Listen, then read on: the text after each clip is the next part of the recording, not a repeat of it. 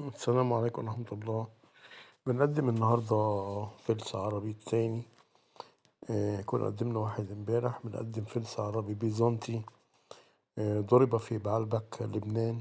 هو من غير تاريخ ضرب، مش موجود عليه تاريخ الضرب يعني، لكن تم تحديد تاريخه من 19 ل 23 هجرية.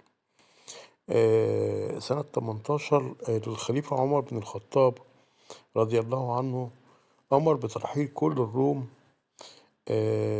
من بلاد العرب، ولم يكن يعني العرب المسيحيين، لا، كان يقصد المتحدثين بلغة غير العربية، الأربام يعني كل مسيحي يتكلم عربي مش مقصود إنه يتكرش يعني. هو أمر الخليفة عمر بن الخطاب بطرد كل الروم أو كل من يتحدث غير العربية من بلاد العرب.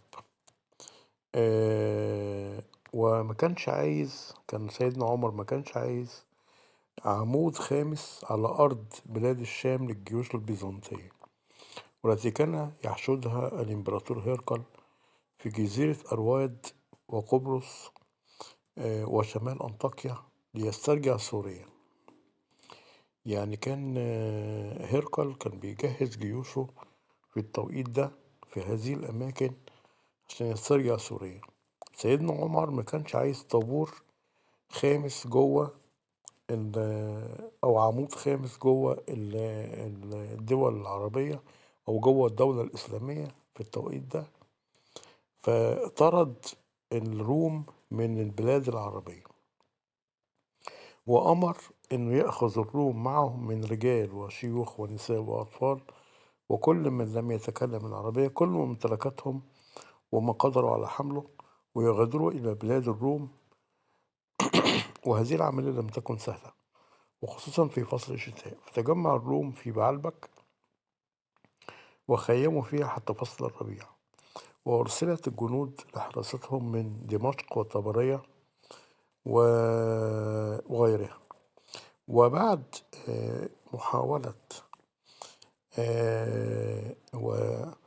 إن هرقل، يعني معنى الكلام المكتوب إن هرقل توقف عن الزحف، يعني الحرب اتلغت، وخف الضغط عن الروم اللي كانوا موجودين في بعلبك، يعني ما تمشوش خليكوا قاعدين.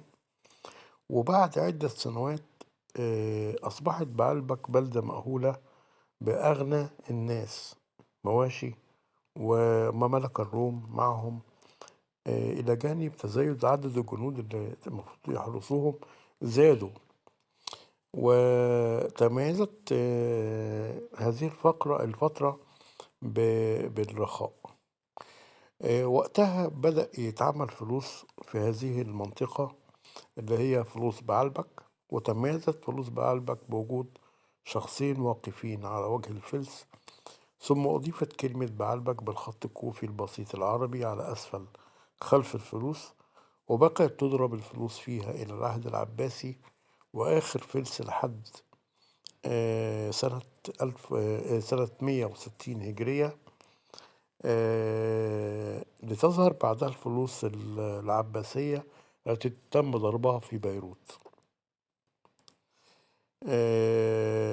وكان فلوس بعلبك شحيحة، يعني كانت قليلة، وحتى لغاية الآن هي فلوس نادرة ومطلوبة.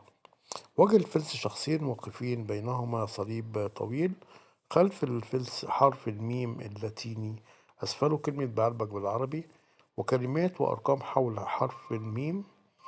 الوزن بتاعه 4 جرام و542 من الجرام، القطر بتاعه 19 مللي.